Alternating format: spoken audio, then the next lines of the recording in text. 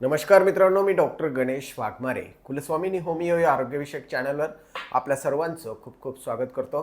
आजच्या विषयामध्ये मी बोलणार आहे 50 नंतर आपलं आरोग्य अबाधित आणि चांगलं कसं ठेवता येईल. चला तर व्हिडिओ सुरू करूया. व्हिडिओ सुरू करण्याअगोदर तुम्ही जर माझ्या चॅनलवर नवीन असाल तर आत्ताच्या चॅनलला सबस्क्राईब करा, कारण आरोग्यविषयक असे अनेक प्रकारचे व्हिडिओ मी नेहमी टाकत असतो. मित्रांनो, 50 वर्षानंतरचं वय हे आपल्या स्वतःच्या आरोग्याकडं अधिक लक्ष देण्याचं आणि आपल्या आयुष्याला एन्जॉय करण्याचं असतं. मित्रांनो, 50 नंतर एक आदर्श दिनचर्या कशी असावी हे आपण थोडक्यात जाणून घेऊ. मित्रांनो, वय केवळ एक आकडा आहे आणि केवळ वयावरतीच सगळं काही नसतं, तर ते आपल्या दैनंदिनीवर काही अवलंबून असतं. 50 नंतर आपल्या शरीरामध्ये निश्चितच काही बदल होत असतात. शरीराचं मेटाबॉलिझम बदलत असतं, मंदावत असतं. तसंच आपल्या शरीरातील हाडांची झीज देखील होत असते. हे आपल्याला प्रत्येकाला मान्य करावंच लागणार आहे. योग्य व्यवस्थापनानं आणि आपण सेकंड इनिंग कशी आपण दमदार खेळू शकतो हे जर जाणून घेतलं तर आपल्या आयुष्याचं आपण 50 नंतर निश्चितच सोनं देखील करू शकतो किंवा आपलं आयुष्य चांगलं देखील घडू शकतो. मित्रांनो, यासाठी आपण दैनंदिनीमध्ये काय बदल करावेत त्याची आपण सुरुवात सकाळपासून केली पाहिजे. यासाठी सकाळी 5:30 ते 6च्या दरम्यान निश्चित उठलंच पाहिजे. मित्रांनो, उठल्यानंतर पाणी पिणं याला फार महत्त्व आहे. कसं प्यायचं ते आपण थोडक्यात जाणून घेऊ. उठल्याबरोबर 1 ते 2 ग्लास कोमट पाणी पिल्यानं तुमचं पचन चांगलं होईल. शरीरामधील टॉक्झिन्स जे असतात, विषद्रव्य असतात, ते बाहेर पडतात. म्हणून सकाळी उठल्यानंतर कोमट पाणी प्यायला सुरुवात करा. निसर्गाशी जवळीक करायला शिका. थोडा वेळ शांत बसून ध्यान, मेडिटेशन किंवा प्राणायाम करा. यामुळं तुमचं मन स्वच्छ आणि तजेल बनेल.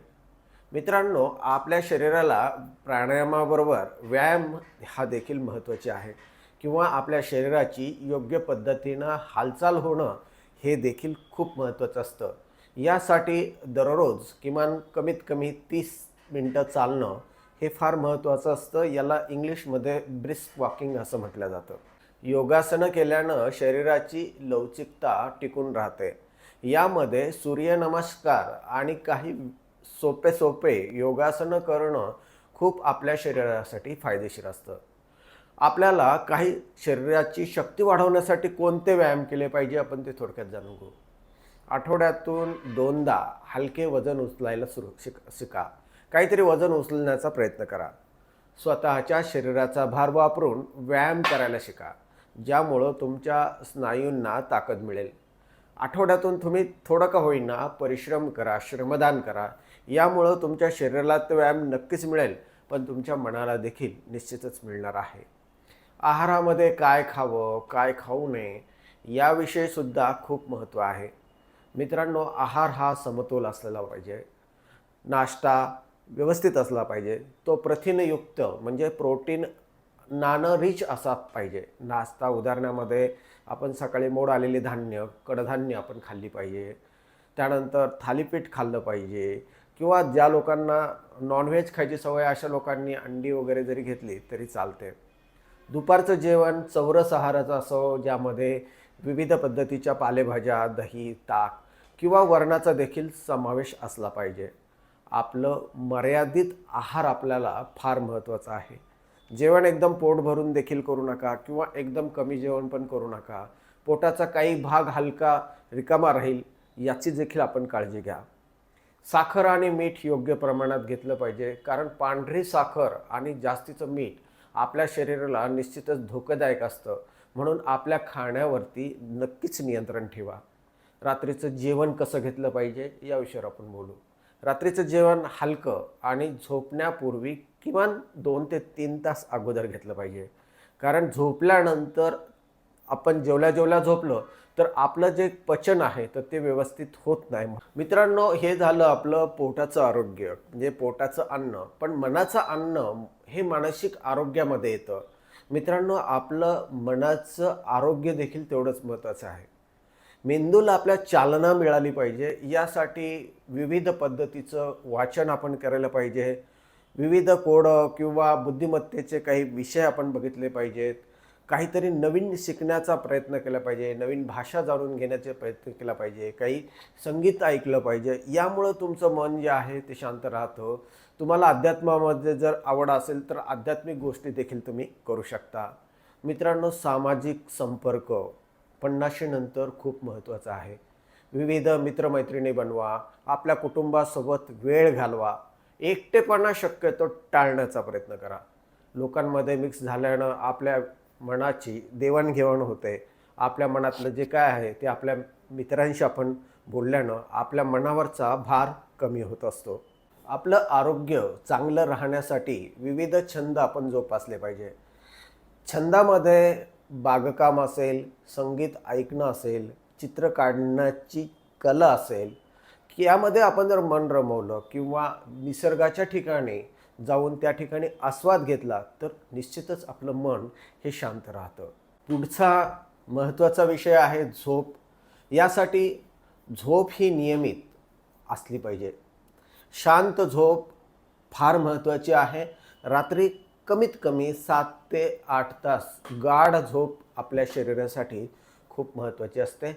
शरीराच्या दुरुस्तीसाठी आणि शरीरामध्ये रिकव्हरी होण्यासाठी आपण रोज कमीत कमी 7 ते 8 तास झोप ही घेतलीच पाहिजे. 50शी नंतर याला देखील खूप महत्त्व आहे.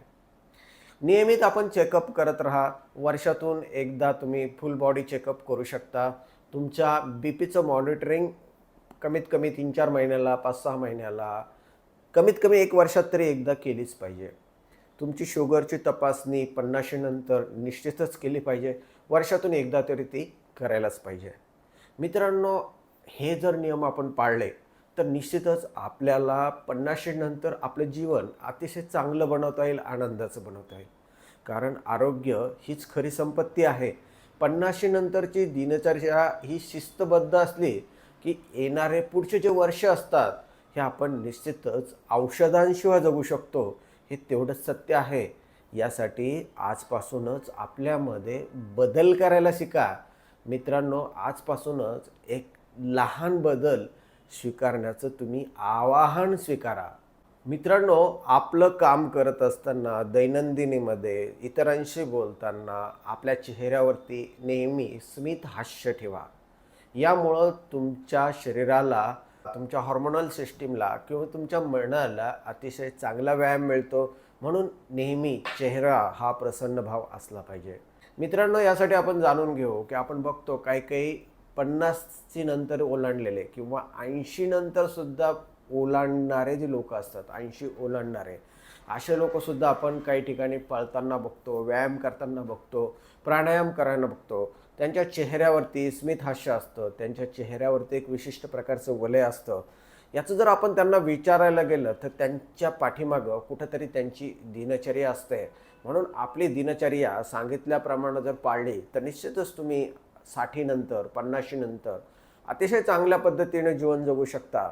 सेकंड इनिंग आपण ज्याला म्हणतो ती आपण चांगल्या पद्धतीने करून आपल्या जीवनाचं खरोखर आपण मोल साधू शकता. चला तर मित्रांनो, हा छोटासा व्हिडिओ तुम्हाला आवडला असेल तर या व्हिडिओला लाईक करा, जास्तीत जास्त लोकांपर्यंत शेअर करा. चॅनलवर नवीन असाल तर चॅनलला सबस्क्राईब करा. जय हिंद, जय महाराष्ट्र.